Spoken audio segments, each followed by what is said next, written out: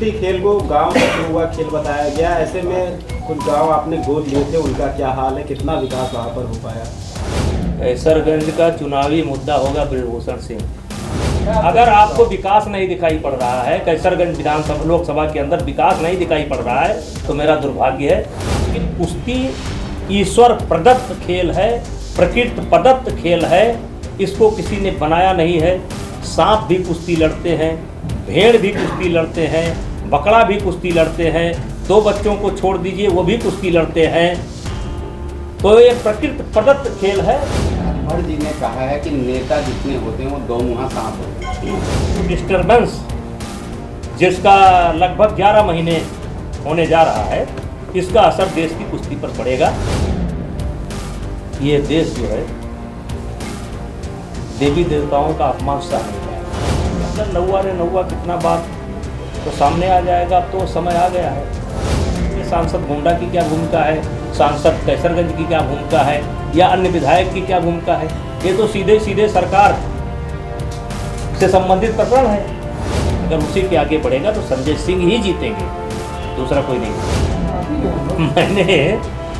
मैंने गिना नहीं है कि कितना दीपक जलाए गए, और ना नौकरियों की लिस्ट हमारे पास है। झूठ बोल बोल करके दिल्ली जैसे राज्य का मुख्यमंत्री हो गया। जैसे कि 2 प्रदेशों में आज मतदान चल रहा है, राहुल गांधी ने ट्वीट करके लिखा है कि कांग्रेस की आंधी आने वाली है, तूफान चल रहा है। अब एक कहावत है गांव के अंदर, नौवा रे नौवा कितना बात तो सामने आ जाएगा। अब तो समय आ गया है, अब तो बस गिनती की प्रतीक्षा करनी है। सांसद जी, मायावती ने ट्वीट किया है, कहा है जहाँ जहाँ चुनाव हो रहा है वहाँ भारतीय जनता पार्टी जीत जाए, लेकिन कांग्रेस को हम लोग नहीं जीतने देंगे। क्या मायावती भी टीम बनकर काम कर रही है बीजेपी की? नहीं, मैंने तो ना ये बयान सुना है, आपके माध्यम से ही मैं इस बात को सुन रहा हूँ। क्योंकि मायावती ने अगर ये बयान दिया है तो कुछ सोच समझ करके दिया होगा। जो उनका मतदाता है, जो उनका मतलब परंपरागत मतदाता है, उसको बना करके रखना चाहती है। स्वामी प्रसाद मौर्य ने मां लक्ष्मी का अपमान किया, क्या कहें? यार, जो व्यक्ति रोज किसी का अपमान करता हो उसकी क्या चर्चा करता है? अखिलेश यादव की चुप्पी पर क्या कहेंगे इन पूरे मामले में? किस विषय को? स्वामी प्रसाद मौर्य के विषय बयान आते रहते हैं, अखिलेश यादव अक्सर आता है, और अखिलेश यादव कुछ नहीं करते हैं। हालांकि कोई और मामला होता है तो कुछ घंटों में ही उनका ट्वीट आ जाता है, लेकिन जब स्वामी प्रसाद मौर्य ऐसी बयानबाजी करते हैं तो वो चुप्पी साधे रहते हैं। अगर समर्थन करते हैं तो उनका नुकसान होगा। नेताजी भीम आर्मी के राष्ट्रीय पूरा हो जाए ना। सांसद जी, पहले राम पर, फिर रामायण पर, फिर ब्राह्मण पर, और अब मां लक्ष्मी पर स्वामी प्रसाद मौर्य लगातार बयानबाजी कर रहे हैं, लेकिन अखिलेश यादव, जो कि उन्हीं के पार्टी के बड़े नेता हैं, पूर्व सीएम भी है, वो पूरी तरह से चुप्पी साधे बैठे हैं और पद भी बांटते जा रहे हैं, पहले राष्ट्रीय महासचिव।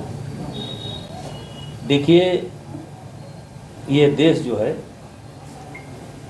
देवी देवताओं का अपमान सह नहीं पाएगा, और ये 1, 2, 4 वर्ष या 10 वर्ष या 5 वर्ष की व्यवस्था नहीं है। एक पुरानी व्यवस्था है, सनातन व्यवस्था है, और देश के बहुसंख्यक लोगों की आस्था है।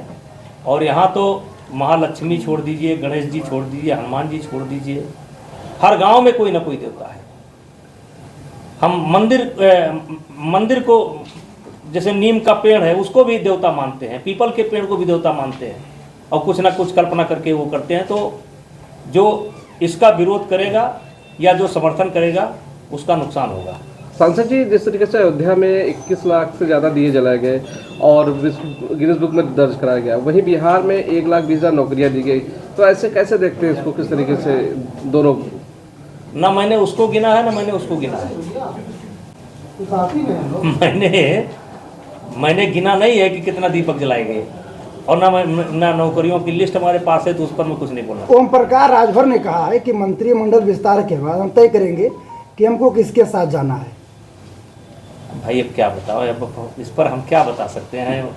राजभर साहब के बयान पर हम क्या टिप्पणी दें? एक डिप्टी सीएम की चुप्पी पे क्या कहेंगे? एकदम बिल्कुल अलग थलग पड़े हुए हैं। केशव प्रसाद मौर्य इस समय बिल्कुल योगी में तनातनी चल रही है। ये खबर हमारे पास नहीं है। बिल्कुल साइलेंट है। ये खबर हमारे पास नहीं है। नेताजी राजभर जी ने कहा है कि नेता जितने होते हैं वो दो मुँहा सांप होते हैं, आपका क्या नजर? वो अपने लिए बोला है। वो अपने लिए बोला है। जाकी रही भावना जैसी हर मूरत तू देखी तिन तैसी। जो जिसका विचार होता है वही व्यक्त करता है। उन्होंने ये बोला है, ये सब स्वयं अपने लिए उन्होंने बोला। जिस तरीके से आम आदमी पार्टी के नेता ने प्रधानमंत्री के खिलाफ अपशब्द का प्रयोग किया, चुनाव आयोग नोटिस दिया है, इसको किस तरीके से आप देख रहे हैं? कुछ कुश्ती पूछ रहे थे उन्होंने। देखिए, प्रधानमंत्री के खिलाफ नहीं बोलेंगे तो बोलेंगे किसी के खिलाफ? वो झूठ बोल बोल करके दिल्ली जैसे राज्य का मुख्यमंत्री हो गया। 4 लोग आए, बिजली के खंभे पर चढ़े, अन्ना आंदोलन में भाषण दिए, दिल्ली के सरकार बना लिए और दोबारा बना लिए। सांसद जी, लगातार कुश्ती की बात हो रही थी, आप कुश्ती को एक स्थान तक लेके गए जहां से हिंदुस्तान नहीं पूरे विश्व में कुश्ती जाना गया। कुश्ती की बातें आई, धीरे धीरे कुश्ती में अब परफॉर्मेंस भी बिल्कुल डाउन होता गया, पदक नहीं आ रहे हैं, जो परफॉर्मेंस नहीं आ रही है। अब ऐसे में हालांकि इंडिया में क्रिकेट को अलग दर्जा दिया गया है, लेकिन क्रिकेट की परफॉर्मेंस और ज़्यादा अच्छी हो रही है। आप कुश्ती को नेशनल गेम बनाने की बात कर रहे थे, क्या कहना चाहेंगे इसको? देखिए, पार्लियामेंट में हमने मांग की थी कि कुश्ती को राष्ट्रीय गेम बनाया जाए। आप लोगों को जानकारी है कि या नहीं है, लेकिन आपके माध्यम से पूरे देश को मैं जानकारी देना चाहता हूँ कि आज तक भारत का कोई नेशनल गेम नहीं है। कुछ दिन तक हम मुगालते में थे कि शायद हॉकी हमारा राष्ट्रीय गेम है, लेकिन आज तक कोई भी गेम राष्ट्रीय गेम नहीं बन सका। जैसे ईरान का राष्ट्रीय गेम कुश्ती है, और ईरान और भारत की संस्कृति मिली जुली है। अगर पुराना इतिहास उठा करके देखेंगे तो बहुत कुछ निकलेगा।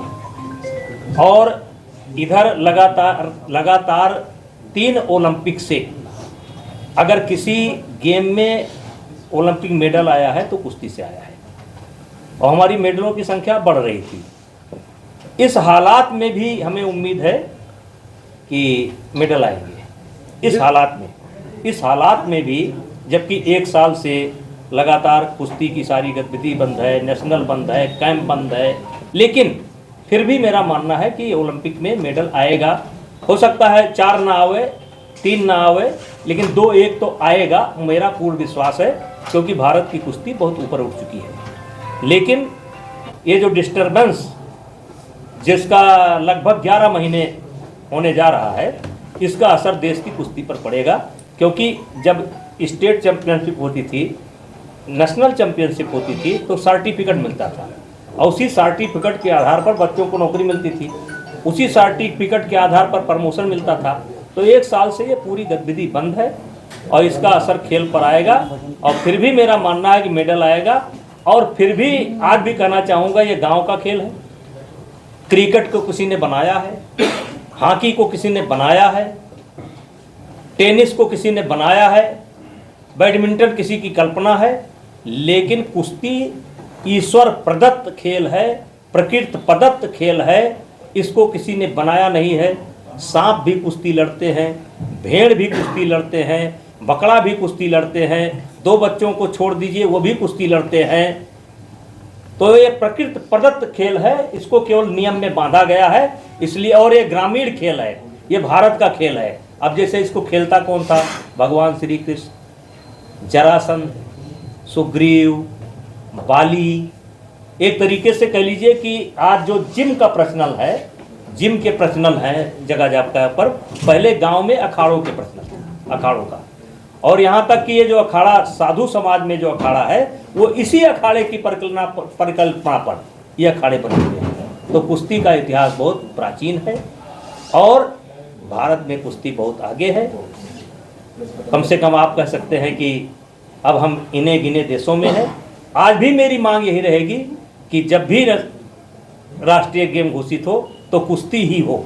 सांसद जिस तरीके से राजस्थान में लगातार रेप की घटनाएं बढ़ रही हैं, प्रियंका गांधी ने जहां जहां जनसभा किया आपको निशाने पर लिया, कार्रवाई नहीं कर रही है बीजेपी, जबकि वहां पर घटनाएं हो रही है लगातार। देखिए, प्रियंका गांधी को गुमराह किया गया, उन्हें सच्चाई बताई नहीं गई। वो भी जंतर मंतर पर आ गई। और मैंने पहले कह रखा है कि जब उनको पूरी सच्चाई मालूम होगी तो उनको बहुत तकलीफ होगी। सांसद जी, जिस तरीके से आपको सुप्रीम कोर्ट में पार्टी बनाया गया है विश्वविद्यालय स्थापना को लेकर गोंडा में, इसको लेकर क्या कहेंगे आप ही नहीं, दोनों सांसद, सारे विधायक, सातों विधायक, तो 17 दोनों लोगों को सांसद, पार्टी आप लोग को पार्टी बनाया गया है। विश्वविद्यालय के मुद्दे पर PIL दाखिल की गई है। किस विषय पर? विश्वविद्यालय का जो मुद्दा चल रहा था लगातार स्थापना कि बलरामपुर चला गया है, बलरामपुर में जमीन खरीदी जा रही है, तो ऐसे में आपको कैसरगंज सांसद, गोंडा सांसद, सातों विधायक, सभी को पार्टी बनाया गया है और याचिका दाखिल की गई है। नहीं से अब याचिका की नोटिस आएगी। अगर याचिका दाखिल की गई है, पहले तो मैं आप लोगों के द्वारा ही सुन रहा हूँ जी। कि कोई PIL दाखिल हुए सुप्रीम कोर्ट के अंदर। अब उसमें अगर पार्टी बनाना चाहिए था तो उत्तर प्रदेश सरकार को बनाया गया है। बनाई है, तो उसमें हम नहीं समझ सकते हैं कि इसमें सांसद गोंडा की क्या भूमिका है, सांसद कैसरगंज की क्या भूमिका है, या अन्य विधायक की क्या भूमिका है। ये तो सीधे सीधे सरकार से संबंधित प्रकरण है, तो हम लोगों का तो कोई रोल है नहीं। अब हमको क्यों पार्टी बनाया गया या सांसद गोंडा को क्यों पार्टी बनाया गया, अब वो तो याचिकाकर्ता जानते होंगे। जब नोटिस मिलेगी जवाब दिया जाएगा। सांसद जी, जिस तरीके से लगातार अलीगढ़ यूनिवर्सिटी से ISI एजेंट निकल रहे हैं, क्या आप अलीगढ़ यूनिवर्सिटी आतंकी की राह पर चलना शुरू कर दी है? अलीगढ़ यूनिवर्सिटी हर बात छोड़िए। सांसद जी, आपने अभी कहा कि 11 महीने से डिस्टर्बेंस चल रहा है कुश्ती में, और बस ये जानना चाहेंगे कि आपको क्या लगता है कि ये डिस्टर्बेंस संक्रमण काल कब खत्म होगा खेल से? देखिए, गेंद सुप्रीम कोर्ट के पाले में है और शायद 27 तारीख को उसमें डेट पड़ी हुई है। चुनाव होना है, सुप्रीम कोर्ट ने चुनाव पर रोक लगा दी थी। फिर जो है चंडीगढ़, हरियाणा हाई कोर्ट ने रोक लगा दी। अब सारे मामले 27 तारीख को हैं और हमको लगता है कि 27 तारीख को ही हो जाना चाहिए या एक आध तारीख और पड़ेगी। हमको लगता है कि अब निस्तारण का समय आ गया है। क्या जो इससे आएगा निर्णय, तो क्या जो प्रत्याशी आपके हैं संजय सिंह, क्या दोबारा मैदान में उतरेंगे? नहीं, देखिए सुप्रीम कोर्ट की, अब देखिए एक तो कोर्ट क्या निर्णय देता है, कोर्ट का निर्णय मानना पड़ेगा, लेकिन केवल मतदान अब बाकी है और सारी प्रक्रिया पूरी हो चुकी है। और आज तक जो रहा है, जहां से स्टे होता है उसी के आगे बढ़ता है। अगर उसी के आगे बढ़ेगा तो संजय सिंह ही जीतेंगे, दूसरा कोई नहीं जीतेगा। दावा कर रहे हैं सांसद जी, जिस तरीके से राहुल गांधी लगातार जो विधानसभा चुनाव हो रहे हैं वहाँ पर वो लगातार घोषणा कर रहे हैं, 10,000 रुपया महिलाओं को देने की बात कर रहे हैं, 500 रुपया सिलेंडर की बात कर रहे हैं, तो क्या लगता है ये चुनावी कुश्ती खेल को गांव से शुरू हुआ खेल बताया गया, ऐसे में कुछ गांव आपने गोद लिए थे, उनका क्या हाल है, कितना विकास वहां पर हो पाया? किस बात के लिए? 2024 का चुनाव नजदीक आ रहा है, आपने बहुत क्लियर कर रखा कि कैसरगंज से आप चुनाव लड़ने जा रहे हैं, एकदम। आप सांसद रहे हैं, क्या लगता है कैसरगंज के इस बार चुनावी मुद्दे क्या होने वाले, किन मुद्दों पर चुनाव होगा कैसरगंज में? कैसरगंज का चुनावी मुद्दा होगा ब्रजभूषण सिंह, कोई मुद्दा नहीं है। कोई जो विकास लड़ेगा- का, शिक्षा का कोई मुद्दा नहीं? आपको विकास अगर नहीं दिखाई पड़ रहा है तो मेरा दुर्भाग्य है। नहीं, मैं अगर आपको विकास नहीं दिखाई पड़ रहा है, कैसरगंज विधानसभा लोकसभा के अंदर विकास नहीं दिखाई पड़ रहा है तो मेरा दुर्भाग्य है। आप जाकर के देखिए, कैसरगंज लोकसभा से अच्छी सड़कें कहीं नहीं। 5 बड़े काम कैसरगंज में जो हुए हों, अब 5 बड़े हम ही जोड़ लीजिए।